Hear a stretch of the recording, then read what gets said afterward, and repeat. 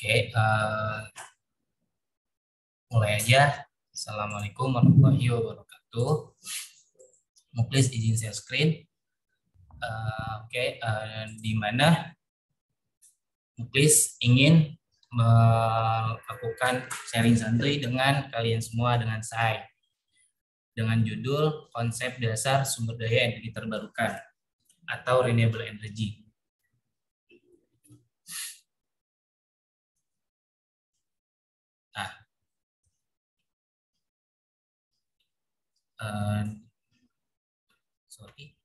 Dimulai dengan 14 slide dan selama kurang lebih 60 menit atau kurang karena sudah malam juga posisinya. Baik.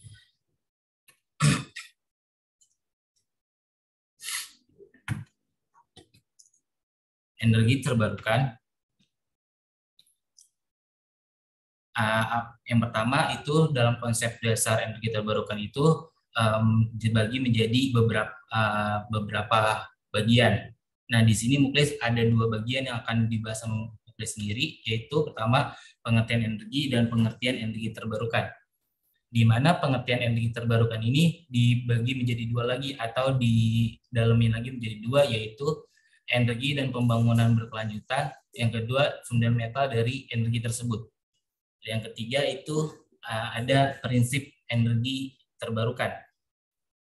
Oke, kita masuk ke energi pembangunan dan energi dan pembangunan berkelanjutan. Di mana energi ini didefinisikan sebagai kemampuan untuk melakukan pekerjaan yang bermanfaat, seperti orang yang mendorong mobil itu dia sudah melakukan energi. Nah, contohnya lagi yaitu ada orang yang melakukan dorong troli, yaitu di mana dia bekerja keras untuk mendapatkan uang dan dia untuk mendapatkan uang itu dia harus menggunakan energi dalam tubuh dia. Nah, itu melakukan pekerjaan yang bermanfaat. Oke,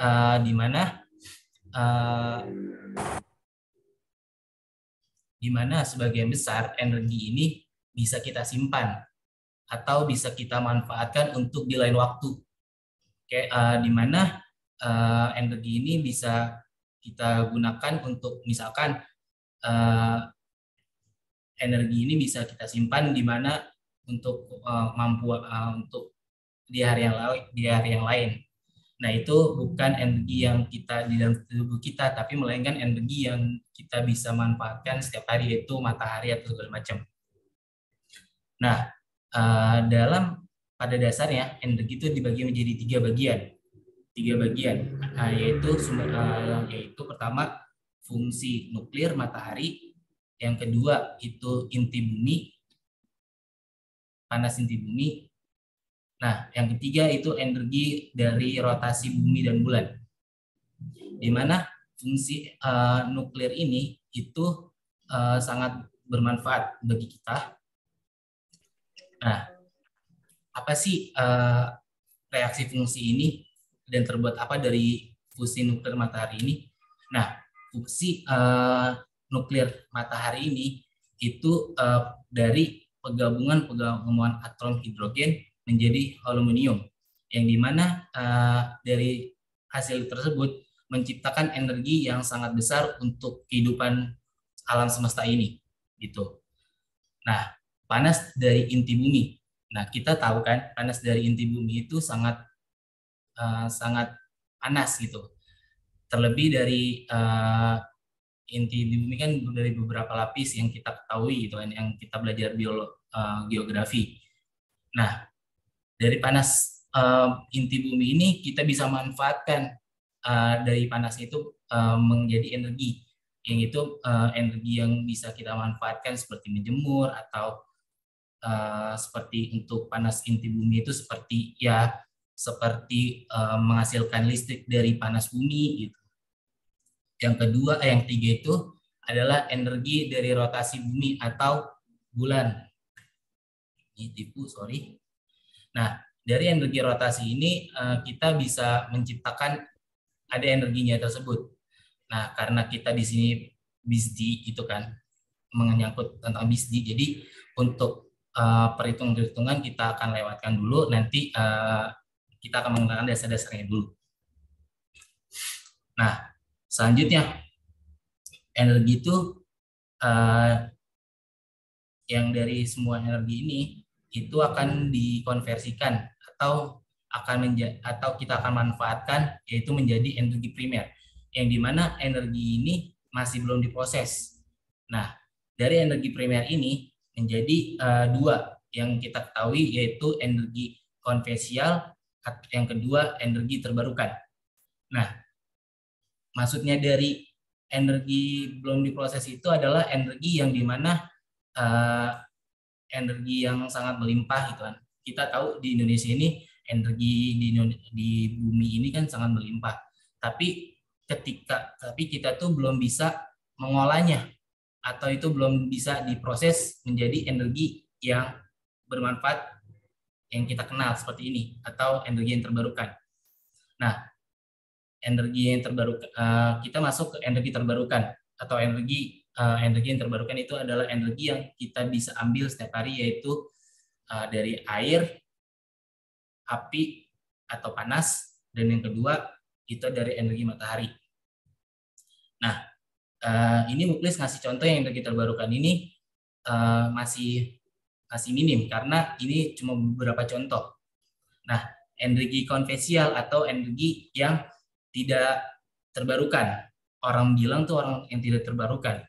Tapi kalau kita bahas energi konvensional, itu adalah energi yang dari panas bumi atau dari inti bumi itu, seperti batu bara, seperti minyak dan sebagainya. Nah, baru lagi dalam konteks pembangunan, gitu kan? Pembangunan berlanjutan atau kita dapat definisikan sebagai kehidupan, produksi, dan konsumsi dengan cara yang memenuhi kebutuhan saat ini, tanpa mengorbankan tanpa mengorbankan kemampuan generasi generasi mendatang untuk memenuhi kebutuhan kita. Gitu.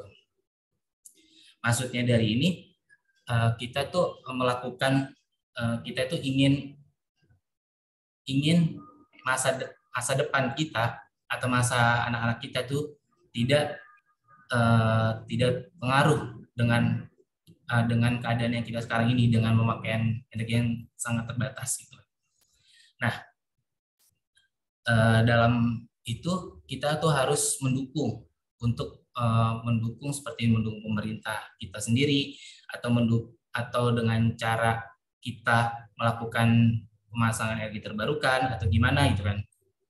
Terus di dalam konteks internasional, kata pembangunan itu mengacu pada peningkatan kualitas hidup dan khususnya standar hidup negara-negara berkembang seperti Indonesia, seperti negara-negara berkembang itu seperti Filipina dan segala macam. Nah, di mana tantangan ekonomi saat ini itu adalah untuk melakukan penggunaan energi. Tantangan kita itu adalah untuk permasalahan sekarang di dunia ini adalah meningkatnya penggunaan energi di dunia sebesar 10 kali lipat selama tahun 2000-an gitu kan. Nah, terutama pada bahan bakar energi konvensional.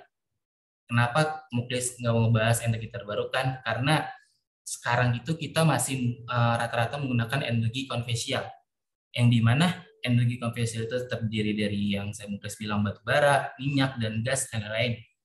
Nah, itu kalau kita pakai terus, takutnya untuk masa depan anak kita tuh kehabisan, karena sifat untuk energi konvensional itu sangat terbatas gitu kan. Nah, dengan adanya pembangunan ini diharapkan untuk meningkatkan kualitas industrial dan pemerintahan negara-negara di negara berkembang untuk melakukan energi terbarukan.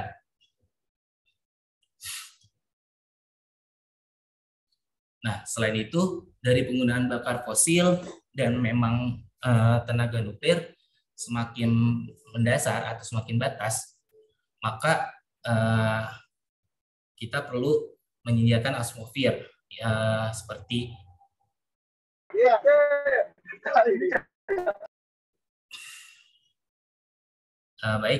dan dari efek energi konvensional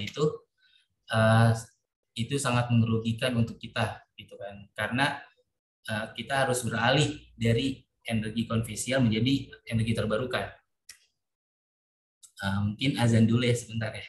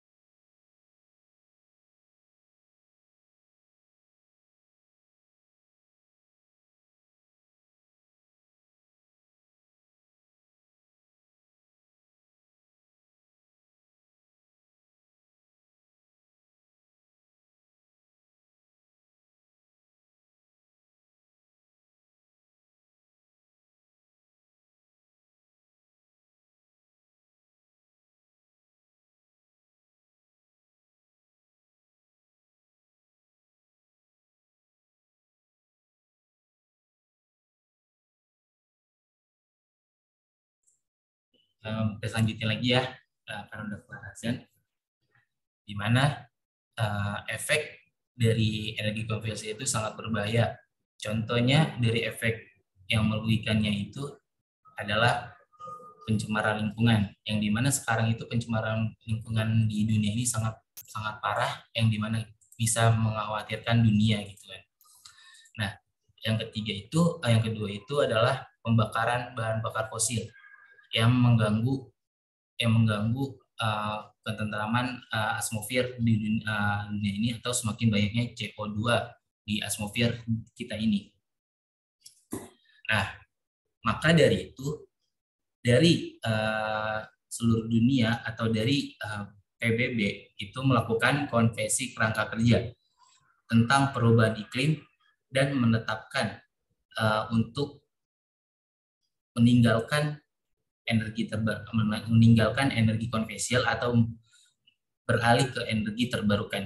Nah, di Indonesia ini kita sudah pemerintah sudah berupaya untuk melakukan perpindahan energi konvensional menjadi energi terbarukan.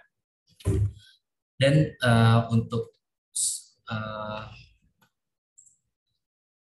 untuk ini maka dari pemerintahan sudah membuat buku, yang dimana bukunya itu tentang adalah rencana strategis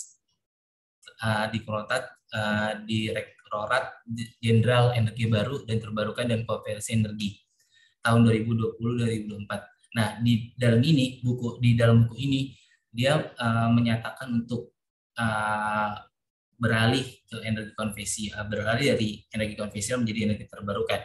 Dan di dalam sini itu ada kebijakan-kebijakan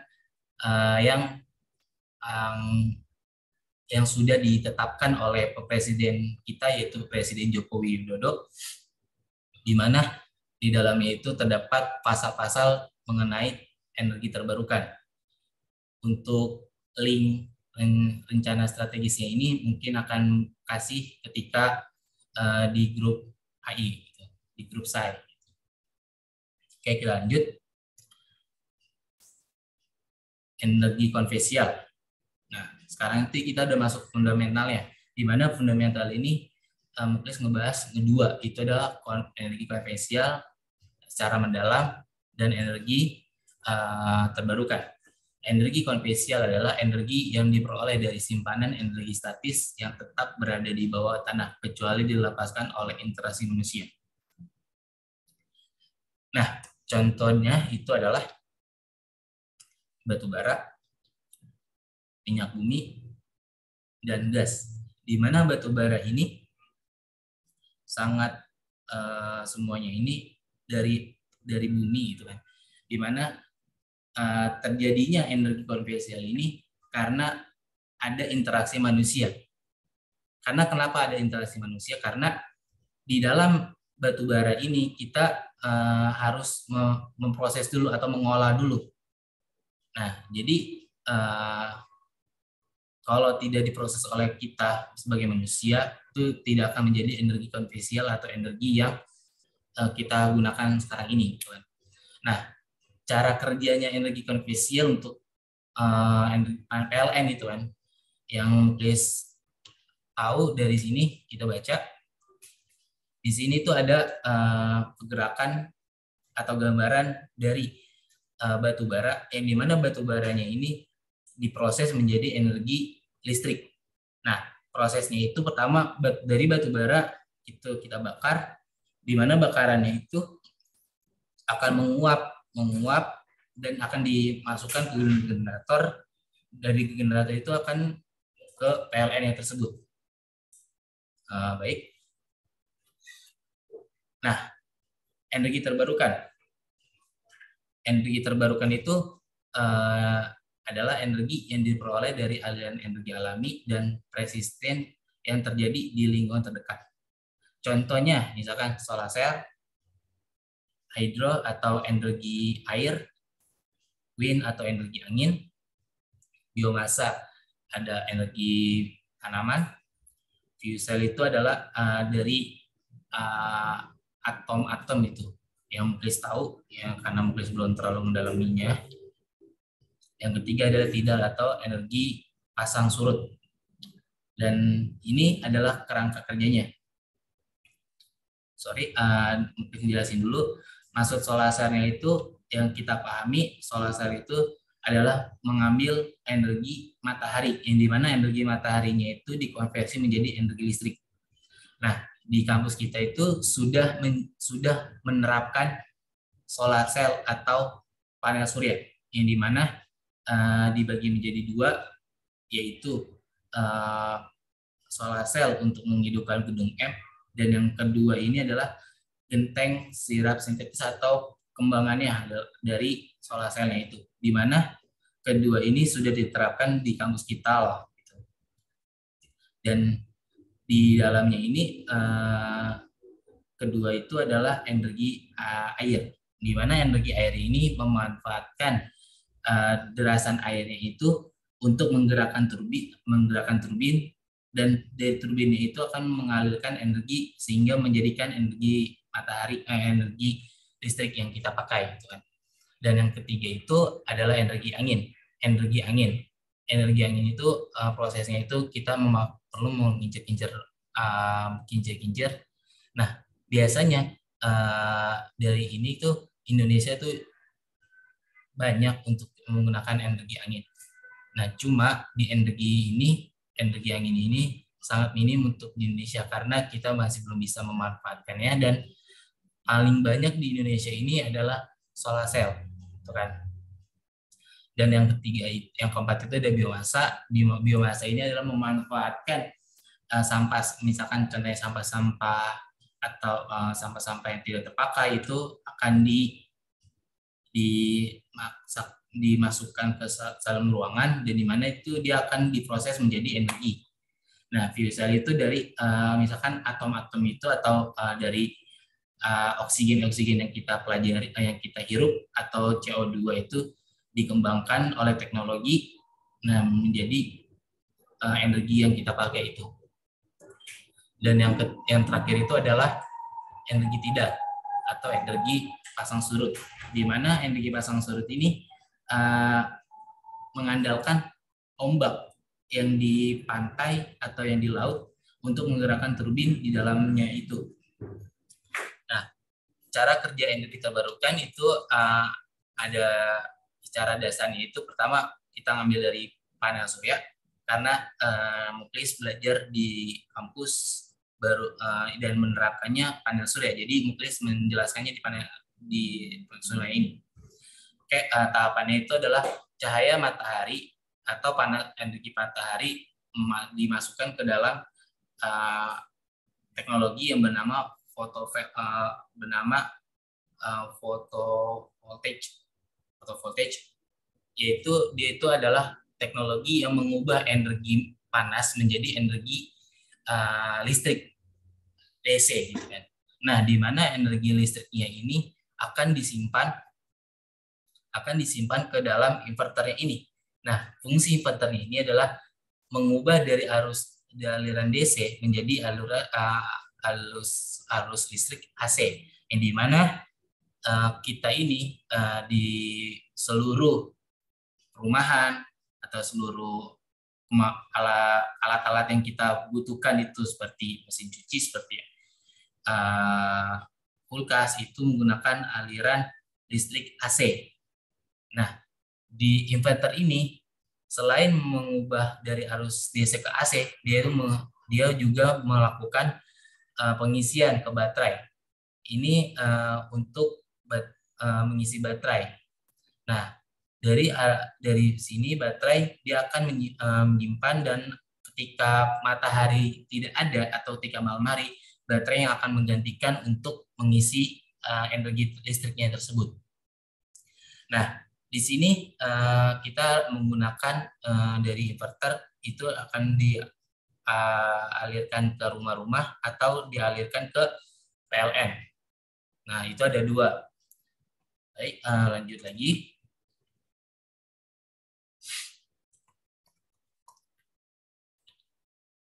Energi lingkungan. Energi lingkungan adalah aliran energi yang lewat secara terus-menerus sebagai energi melalui bumi, gitu kan. Nah, kita bisa lihat gambar gambar ini. Misalkan flux matahari total yang diterapkan permukaan bumi adalah sekitar setengah kali 1017 watt, atau kita bisa hitung menjadi 20 megawatt. Nah, ini akan menjadi sebuah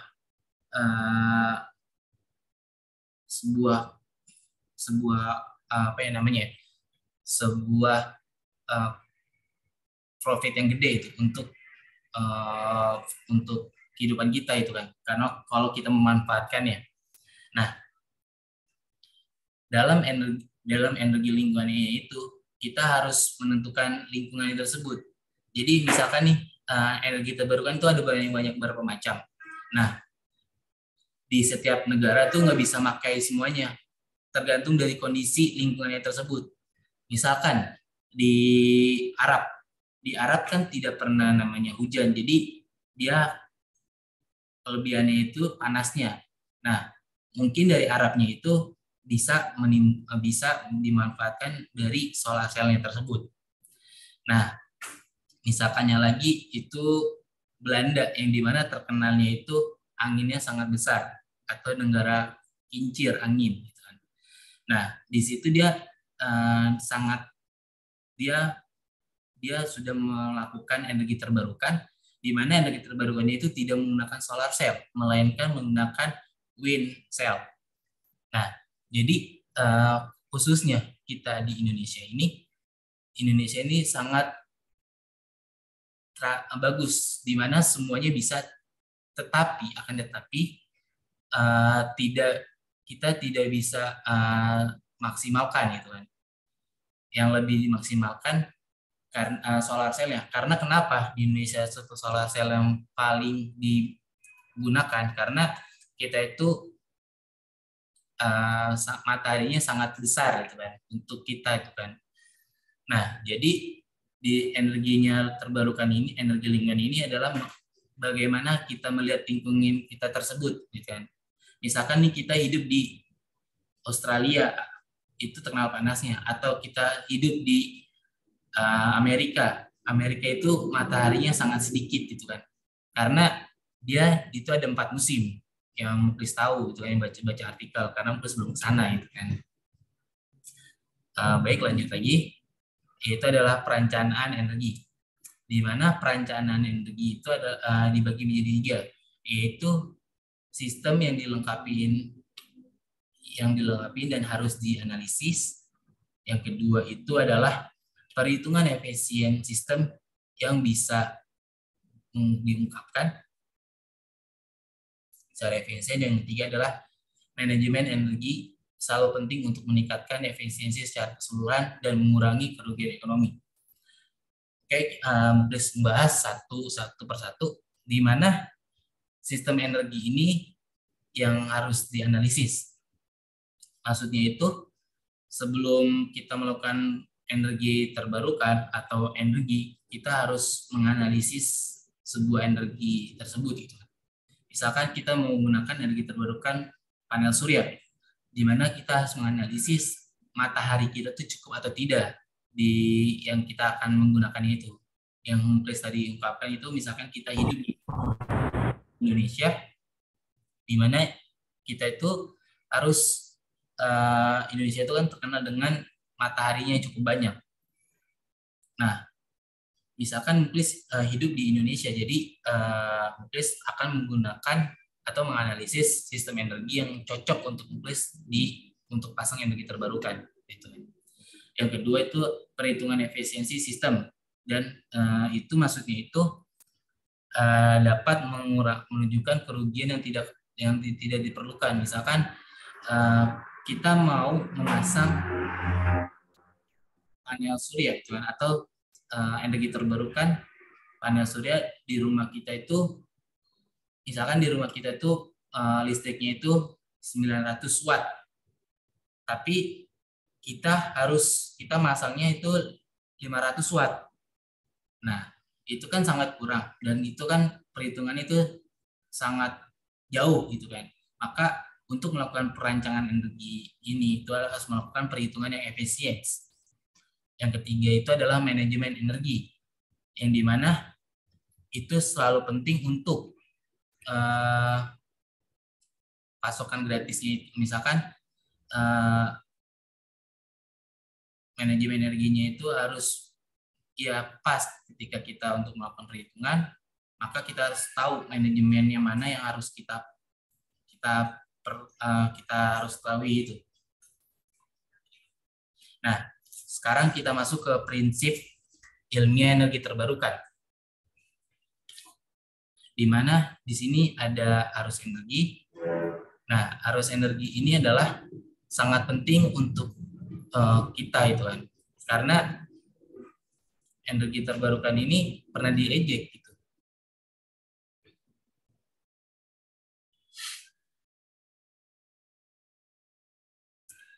Arus energi ini maksudnya kita harus pantau energi tersebut di mana aliran energi ini kemana gitu.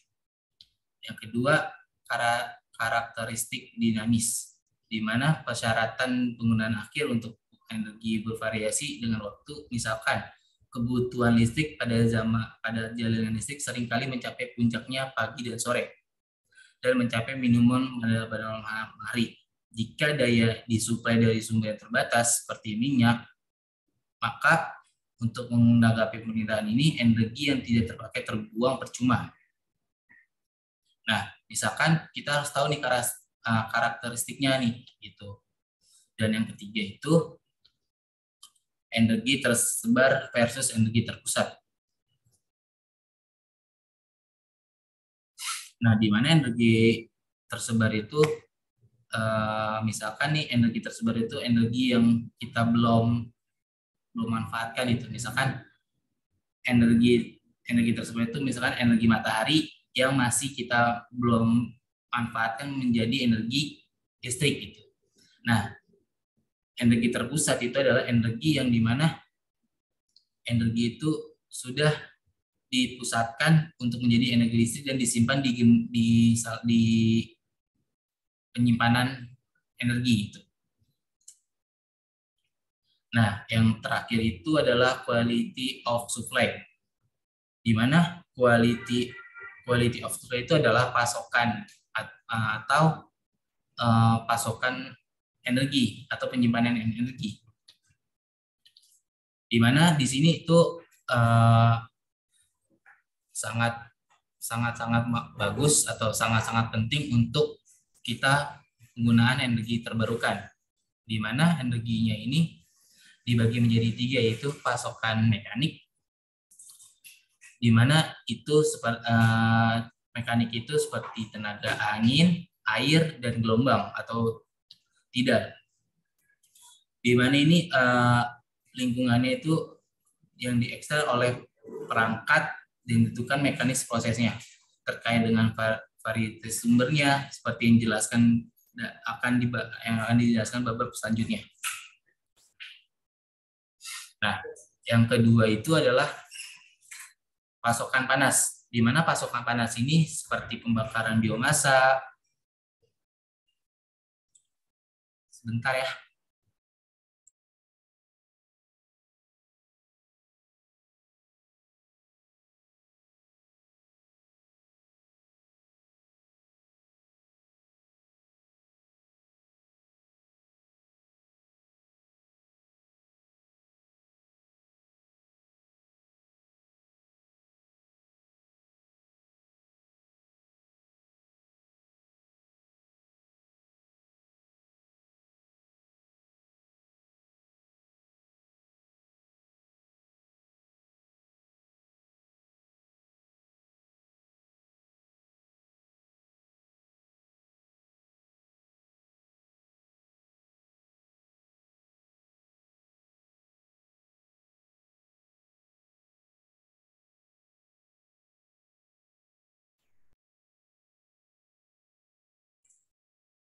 Lanjut lagi, maaf di telepon kakak itu kan, di mana pasokan energi panas ini seperti pembakaran biomasa atau fuel cell atau dengan solar cell, yang dimana ini adalah memaksimalkan energi panas, di mana kita tuh menyimpannya itu energi panasnya itu. Nah, yang ketiga itu proses foton, di mana seperti fotosintesis dan fotokimia yang misalkan dikonversikan atau yang tadi dijelaskan itu diubah dari energi panas menjadi energi listrik yang menggunakan teknologi photovoltaic.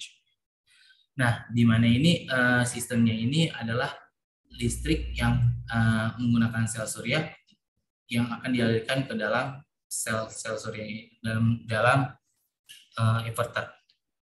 Nah, dikit lagi sistem renewable energy, yang dimana sistem renewable energinya ini pertama itu adalah off grid. Yang kita tahu itu adalah off grid adalah instalasi tenaga surya yang di area tanpa akses ke jaringan listrik atau PLN. Nah, di off gridnya ini nanti dijelasin. Yang kedua itu on grid, yang ketiga itu hybrid. Nah, on grid ini adalah solusi tata surya yang dimana kita itu harus menggunakan PLN dan energi listrik. Nah, jadi on grid ini adalah sistem on grid ini adalah dia menggunakan ketika siang dia menggunakan panel surya, dan ketika malam hari ketika panel suryanya itu tidak bekerja atau tidak bekerja karena tidak ada matahari yang mencukupi, maka itu sistemnya akan otomatis diganti oleh menjadi PLN. Nah, cara kerjanya adalah mengubah dari mengubah energi dari matahari menjadi listrik. Yang kedua itu adalah inverternya khusus, yang dimana inverternya itu mengubah listrik dari panel surya menjadi DC dan harus bolak-balik. Yang ketiga itu energi digunakan untuk menyalakan peralatan listrik. Nah, energi listriknya itu biasanya itu on grid itu biasanya itu dipakai untuk apartemen atau hotel atau tempat-tempat kantor yang kita ketahui itu kan. Nah, yang kedua itu adalah perumahan, di mana perumahannya ini menggunakan rata-rata itu menggunakan on grid. Nah, yang ketiga itu adalah utility atau PLN, di mana itu pasti dia menggunakan on grid. untuk mengurangi pencemaran lingkungan. Dan yang kedua itu adalah off-grid yang dimana tadi mungkin jelaskan dia tidak menggunakan baterai, tidak menggunakan PLN melainkan baterai sebagai penyimpanan ketika malam hari. Nah, di malam harinya itu biasanya itu dia digunakan di seperti daerah pegunungan atau susah PLN untuk masuk listriknya itu. Nah, misalkan nih di dalam daerah pegunungan atau di dalam apa sih namanya hutan-hutan gitu, di mana yang susah terjangkau oleh pemerintah dalam PLN, yang susah dijangkau oleh PLN. Nah, yang ketiga itu adalah hybrid, di mana hybrid ini adalah pergabungan dari on-grid dan off-grid, di mana dia itu bisa dua-duanya, atau istilahnya kata itu penyempurnaan dari on-grid dan off-grid. Jadi ketika kita siang nih, kita menggunakan off-grid, atau pagi kita menggunakan on-grid. Nah, on-gridnya itu akan dia akan menjadi energi listrik, dan energi listriknya itu akan dikonversi menjadi energi akan akan disalurkan ke PLN. Nah, di mana PLN-nya itu dia itu akan menjadi disimpan kembali energinya dan akan disalurkan ke orang-orang yang membutuhkan energi listrik. Mungkin sekian dari Muklis. Mungkin ada yang bertanya atau ini mungkin silakan di TSN atau buka suara.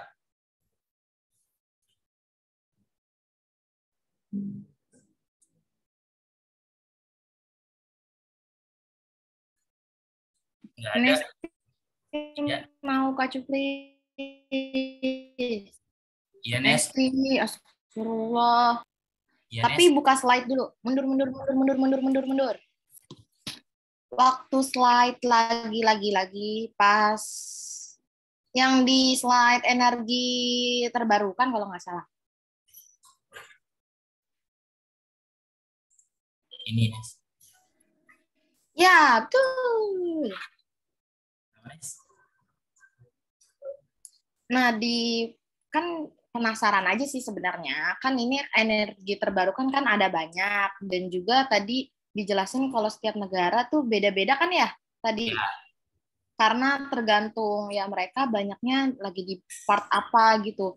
Betul. Terus kalau menurut Kak Cupli sendiri, dari berapa nih? Dari ke-6 energi terbarukan ini, mana energi yang paling penting untuk bumi gitu? Soalnya kan akhir-akhir ini ada tuh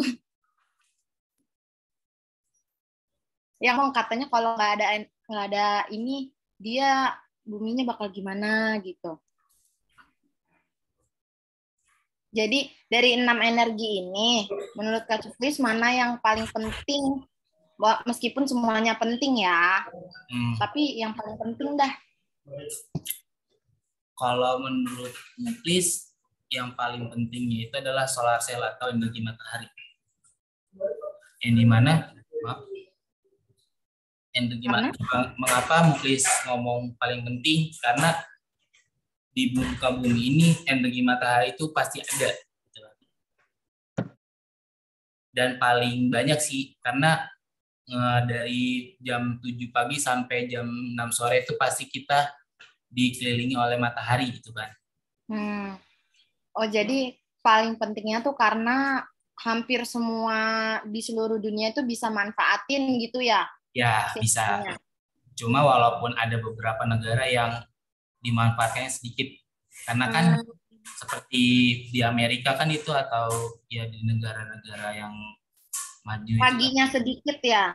Ya, karena kan ada musim-musimnya, Sedangkan kalau kita kan di Indonesia itu ada musimnya dua, musim panas dan musim hujan. Di mana musim hujannya itu pasti ada mataharinya sedikit gitu kan, walaupun nggak lama gitu.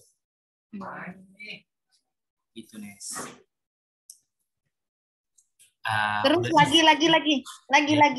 Tapi beda pertanyaan, kan tadi dijelasin ya, kalau si yang gambar di bawah ini itu dia bakal nangkep matahari dari pagi sampai sore gitu, terus nanti malam dia itu akan bekerjanya adalah untuk apa, ngalirin ke apa tadi katanya? Listrik. Iya, ngalirin listriknya. Nah, proses itu tuh maksudnya proses ngalirin listriknya itu dari kitanya yang atur atau dia akan otomatis berhenti gitu? Ulang lagi. Maksudnya tuh gimana ya? Kan tadi Kak Cuplis bilang, ini mataharinya itu akan kesimpan di yang alat putih ini nih. Ya. Nah, terus katanya nanti kalau udah malam, alat itu tuh bakal ngalirin listrik gitu kan. Ngalirin aliran yang udah ketangkep gitu tuh. Nah, itu proses itu tuh harus Kak Cuplis dan teman-teman yang proses untuk nyalain buat dialirin atau itu akan otomatis gitu. Untuk ini udah otomatis nih, karena untuk dari energi matahari itu, dari energi terbarukannya itu ketika pagi kan, misalkan kita ambil contoh solar panel atau energi matahari, di mana mataharinya itu pasti akan bekerja. Nah, misalkan nih nggak cuma malam doang, dia akan otomatis itu kan. Misalkan hujan nih, otomatis Ya, kan nggak ada matahari kan matahari. nggak ada matahari nih. Nah, Ya, sinar surya itu tidak akan menangkap cahaya dan tidak akan menghasilkan energi dong. iya, Nah, tuh. makanya itu sudah otomatis di dalam sistemnya itu, di off gridnya itu otomatis juga. Nah, itu pertama off grid, di mana off grid itu ketika dia nggak ada matahari, off grid gunanya off grid itu adalah baterainya akan apa sih, menggantikan energi mataharinya itu untuk menerangi listriknya di rumah-rumah kita itu. Oh. Misalkan soal di panel surya on grid. Nah, Kalau Cuplis nge-freeze. Apaan mesti yang nge-freeze? kalau enggak, terus enggak. Misalkan nih satu lagi, di mana on grid itu misalkan dia mati lampu nih. Nah, mati lampu otomatis dia kayak ada PLN kan, dia ikut mati lampu juga on grid. Nah, tapi ketika paginya ini pagi, dari pagi itu panas, siangnya hujan, otomatis kan yang tadi Chris bilang nggak ada energi untuk menjadikan energi listrik. Nah, sistem on grid itu dia menggantikan dari energi panelnya itu menjadi energi PLN gitu, energi listrik dari PLN. Ngerti nggak, Nes? Halo, Nes?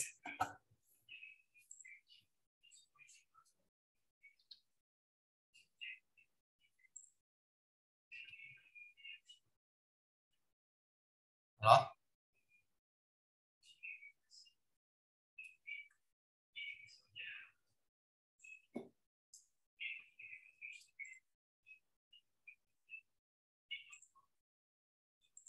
Mungkin Nesti lagi jaringan jelek ya.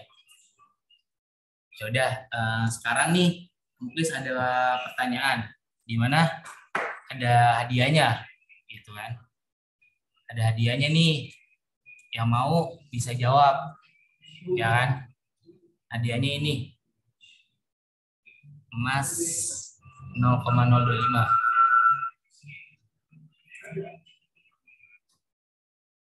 Iya, nggak apa-apa nih, tenang. Hadiahnya keren amat. Nggak apa-apa, biar yang merhatiin makin enak. Udah siap belum semuanya?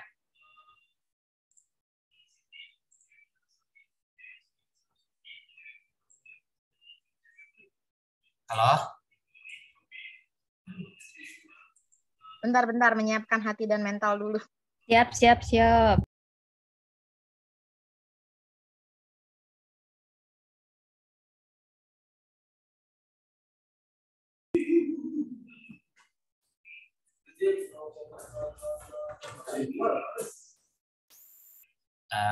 Udah siap ya?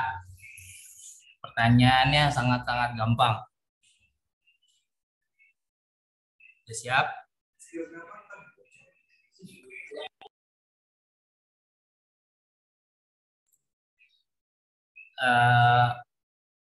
Berapakah PLTS yang dipakai oleh AI? Yang bisa jawab angkat tangan atau langsung buka suara.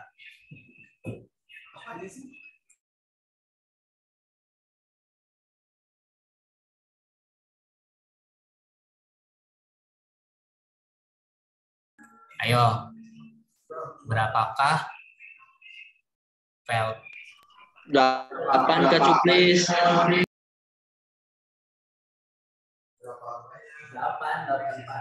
panel. Berapakah wattnya? Dirubah lagi.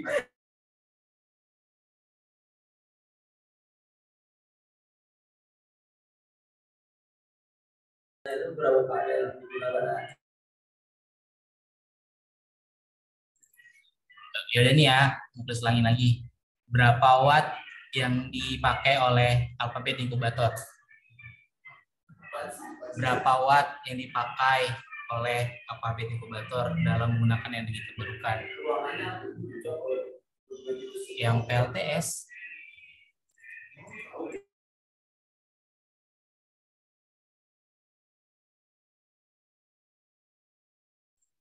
Ada yang bisa jawab nggak?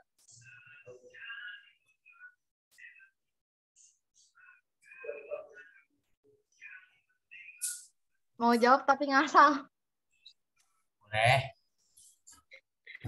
Range-nya puluhan apa satuan nih? Clue dulu dong, clue.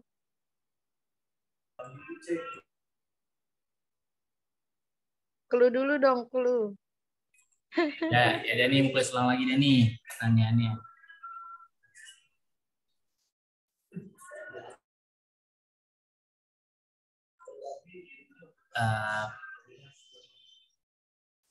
Pertanyaannya itu adalah berapakah panel surya yang kita beli di Universitas Raharja dalam menghidupkan ruangan Blue Ocean?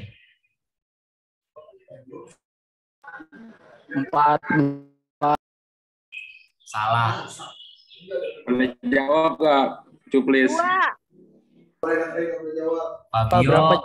boleh enggak ya? Nggak boleh. Dua. Berapa? Siapa? 8 bukan. Fabio nggak boleh jawab, Fabio.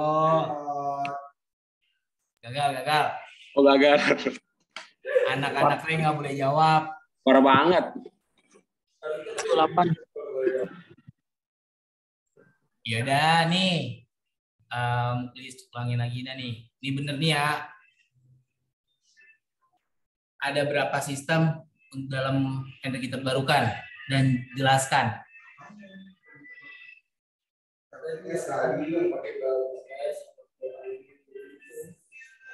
Berapakah sistem PLTS yang tadi Muklis jelaskan?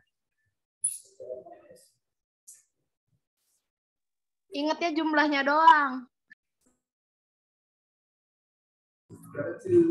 Coba harus jelasin dikit.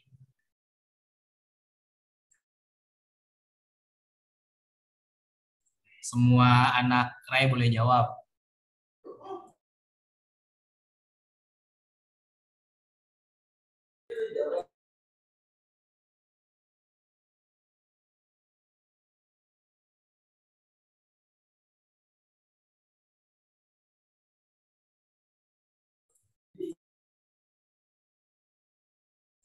Ayo siapa? Berapakah sistem PLTS? Sistem PLTS. Berapakah sistem PLTS yang tadi coba jelasin dan jelaskan sedikit ini.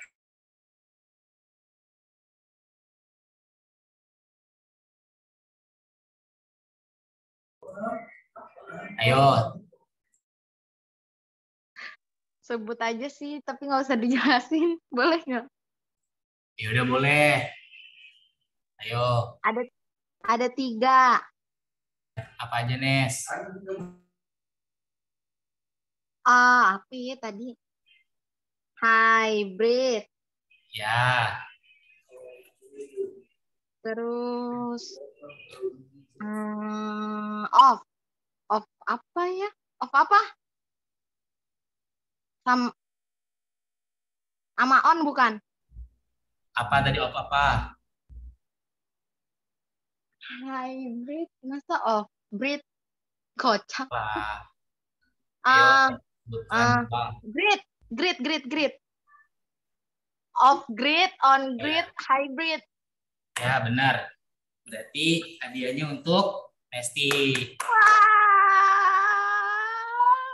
Thank you Kak Juplis. Oke. Mungkin sekian dari Muklis. Karena sudah jam 8. Walakhir. Wassalamualaikum warahmatullahi wabarakatuh. Assalamualaikum warahmatullahi wabarakatuh. Waalaikumsalam Kak Juplis. Thank you. Yo. TG screenshot. Ayo foto yuk.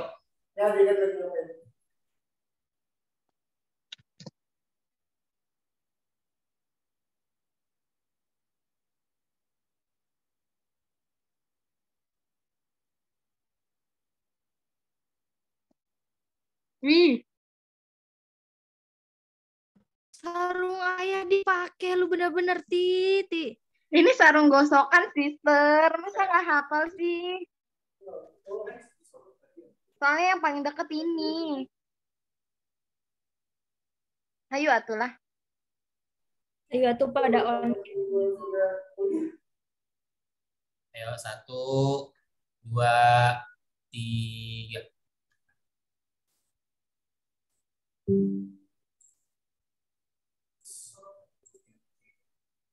Oke, mungkin sekian dari Muklis. Walakhir, wassalamualaikum warahmatullahi wabarakatuh.